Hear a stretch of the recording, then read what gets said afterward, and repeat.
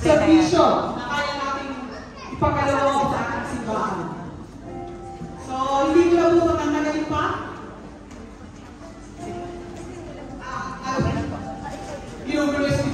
I would like to acknowledge the presence of our spiritual director, Father Deo. Kanina po po sa akin, nakakatawa po sa akin sa akin lang. Siyempre, dito siya nakita. Okay po, so hindi ko na po matatagalin pa. I will welcome for our opening prayers, Sis Nelly. Magsitayo po lahat.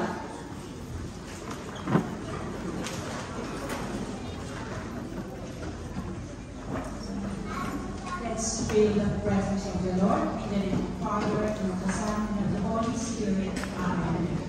Come, Holy Spirit, fill the hearts of your faithful, and enkindle in them the fire of your love. Send forth your Spirit, and they shall be created, and you shall renew the face of the earth. God Almighty, we honor, praise, and glorify you tonight, and we are humbled in your awesome presence. We are reminded of our weakness, our significance. Ashamed, we pray for mercy, pardon, and forgiveness. Thank you, Father, for this night and for this space to gather, and your Spirit who gathers us. May we accept your gift with grace and wisdom, hope and fearlessness. Give us strength and wisdom to act on your will. We ask that you bestow your guidance and blessing upon each present here. May we honor one another by keeping an open mind and listen with an open heart. We praise this and glory to you, O Lord. We ask this in Jesus' name. Amen. In the name of the Father, and of the Son, and of the Holy Spirit. Amen. So, mapagpalang gabi po sa ating lahat. God is good!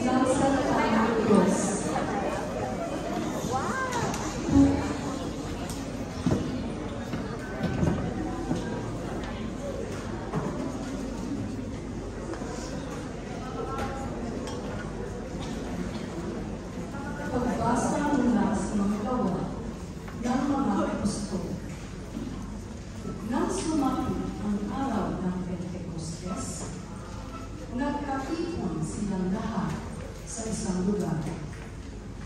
At biglang narinig ang isang puso mula sa langit. Animoy hagulot ng malakas na hangin at napuno ito ang bahay na kinaroroonan nila. May nakita silang waring mga ilak apoy na lumapat sa bawat isa sa kanila. At silang lahat ay napuspos ng Espiritu Santo ang nagsalita sa iba't ibang wika ayon sa ipinagkaloob sa kanila ng Espiritu. May mga Hudyong buhay sa iba't ibang bansa na naninirahan noon sa Jerusalem. Mga taong alasamba sa Diyos. Nang marinig ang ugong ito, nagdatingan ang maraming tao. Namangha sila sapagkat sinasalita ng mga alagad ang mga wika nila. Sa kanilang pagtataka ay kanilang nasabi, hindi ba Galileo sila lahat? Bakit ang ating katutubong wika ang narinig natin sa kanila? Tayo'y mga taga-Pasya, mga taga-Media, mga taga-Hela, mga naninirahan sa Mesopotamia, sa Judea, at sa Cappadocia, sa Ponto, at sa Asia. Mayroon pa sa atin taga-Phrygia at Pamphylia, Ehipto, at sa mga sakdaw ng Libya na sakop ng Syria, at mga nakikipanglahan mula sa Roma, maging mga Hudyo at mga naakit sa Judaismo. May mga taga-Creta at Arabia pa dito. Paano sila nakapagsasalita sa ating wika tungkol sa mga kahanga-hangang gawa ng Diyos? Ang salita ng Diyos. Salamat sa Diyos. Magandang gabi mga kapatid! Papuri sa ating Panginoon! Hallelujah! Magsitanong mo tayo lahat. Kung kanina'y napasayo kayo mga kapatid, ngayong oras na ito, iaalay natin sa ating Panginoon natin mga sarili. Isang beses, ako'y nagpunta sa isang charismatic conference. Alam niyo po ba mga kapatid, merong isang charismatic leader doon na sinabi sa isang Bishop, ang amin kong mga miyembro ay kinukuha ng Corpus for Christ, ng Legion of Mary, ng Light of Jesus. Ang sinabi ni Bishop, never contain the power of the Holy Spirit. Indeed, we cannot box the power of the Holy Spirit, brothers and sisters. And I know this very moment, di man tayo puno, ngunit nag-uumapaw ang kapangyarihan ng banal na Espiritu ngayong gabi.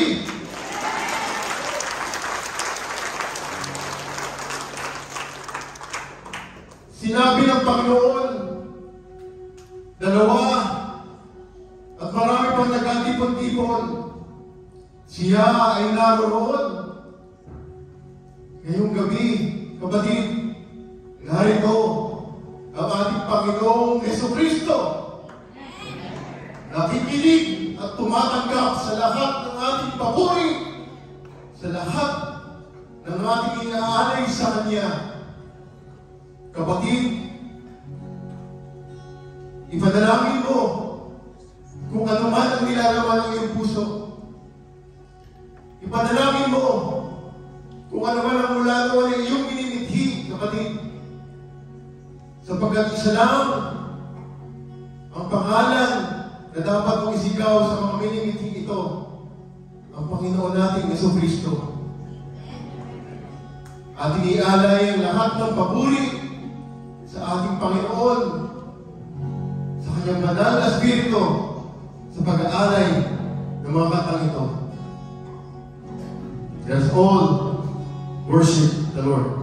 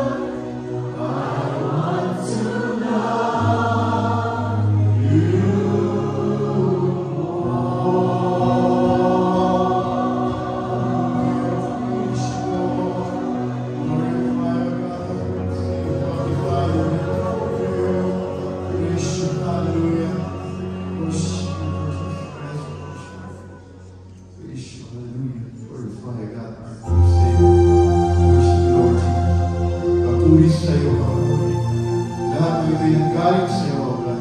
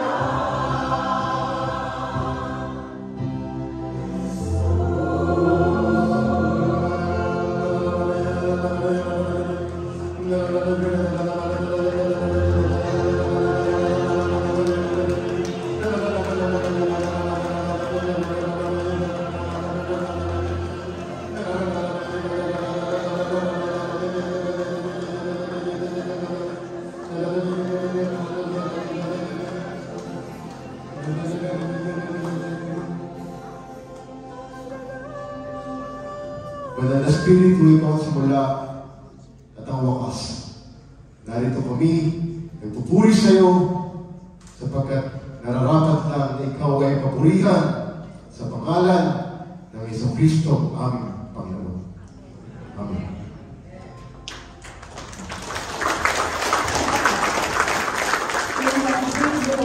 Hallelujah.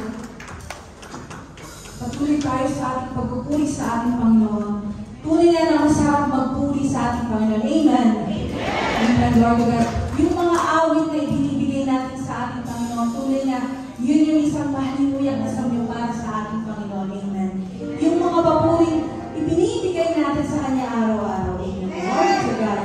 At sa mga oras na ito, gusto ko pong alalahanin niyo kung bakit po tayo narito sa simbahan na ito. Amen? Amen. Hindi lamang po tayo narito sa simbahan ito para humingi ng mga biyaya. Amen? Amen. Ano po ba yung purpose kung bakit tayo lumalapit sa Diyos?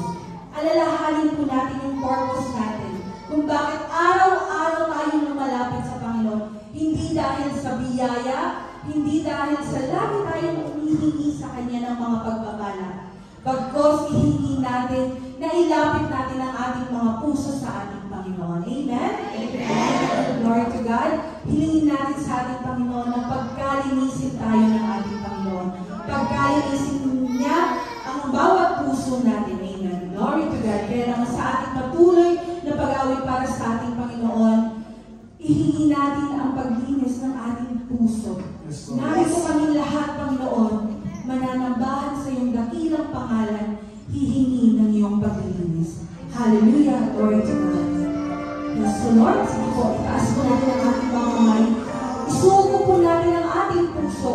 Ang ating puso na binibigay sa atin ng ating Panginoon. Hallelujah.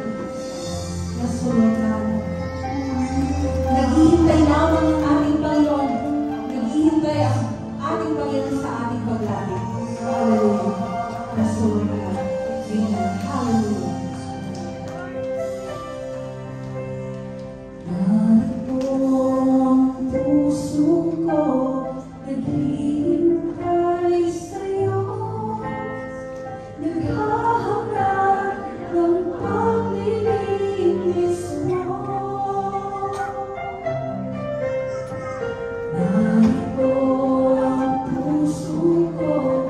Umaasa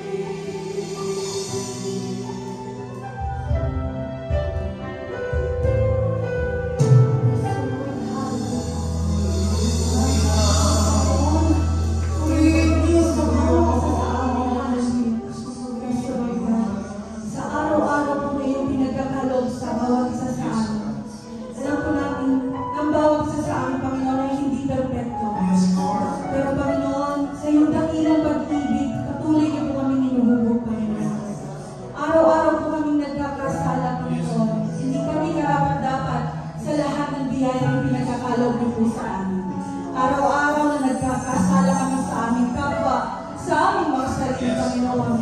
Pero patuloy na binababa niyo po ang iyong dakilang pag-ibig sa bawat isa sa amin. Yung pag-ibig na kailanman hindi tumatalikod sa bawat isa sa amin. Yung sundulang pag-ibig, yung sundulang biyaya na nasa bawat isa sa amin, Panginoon. Kaya naman patuloy kami hihingi ng kapatawaran, Panginoon, sa aming paulit-ulit na pagkakasala, paulit-ulit na pagkatalikod sa kasalanan, Panginoon. Kaya naman, Panginoon, hindi kami karapat-dapat, pero patuloy at patuloy kami lalapit sa iyo, Panginoon. Hallelujah. Yes, Lord.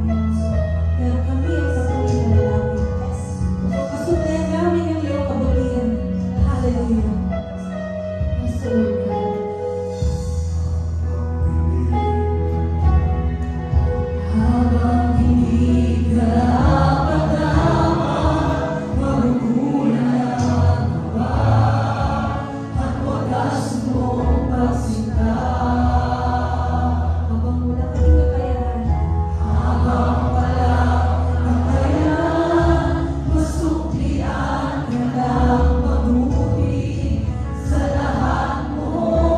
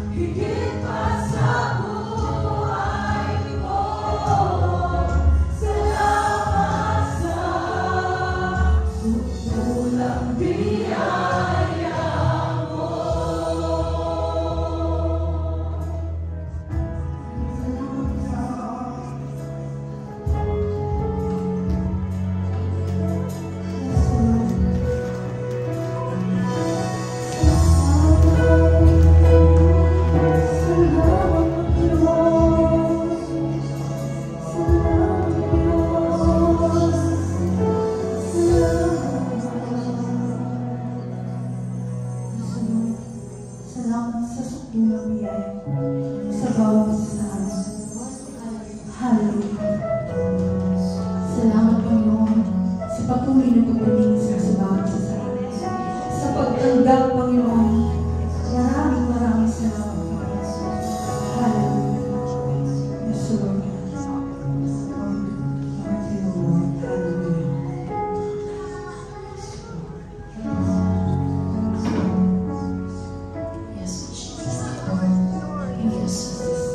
Thank you, Holy Spirit. Thank you, Father. Salamat, Panginoon. Salamat po, Diyos. Salamat, Panginoon. Patuloy ka namin pasasalamat sa kapatid Ikaw ang Diyos ng buhay. Ikaw ang Diyos na sa amin ay pumili sa sandaling ito. Not because we want to, but because you called us by our name, O God. And we are thankful and grateful for this wonderful day. Kagaya ng ginawa mo noon sa araw ng Pentecostes. Patuloy na ipinagkakaloob mo ang iyong banal na spirito sa bawat isa sa amin. Kaya patuloy ka namin pasasalamatan because you deserve all these praises, O God. Sa sandali ito, in this very moment, brothers and sisters, no matter what you are going into, God is answering your prayer. Give Him thanks for His glory. We give you, God, all the praises. And we want to thank you, O God. Mula pa kanina, Panginoon. Mula pa kanina, O Diyos, ipinahayag mo ang iyong kabutihan at katapatan sa amin. As we lift our hands, our heart, our mind, allow us, O Lord, to experience, continue to experience your presence, O God. You have been so good to each and every one of us. You are so faithful in each and every one of us, O God. Amen. Lord, naalala namin yung mga pinagdaanan namin, Panginoon. Hindi namin alam bakit kami nakakasurvive ngayon. This is because of your goodness. This is because of your faithfulness. Amen? Amen. Let us lift our hands to our God. He deserves it. He deserves His praises. Yes, Lord. As we continue to glorify Him and to thank Him, ano man ang pinagdadaanan mo ngayon, kapatid, pasalamatan mo na siya. Claim it. Claim it. Because God is a faithful God. Amen. Jesus. We call you faithful. Because you always kept your promise, O God. Yes, Jesus. You are so good.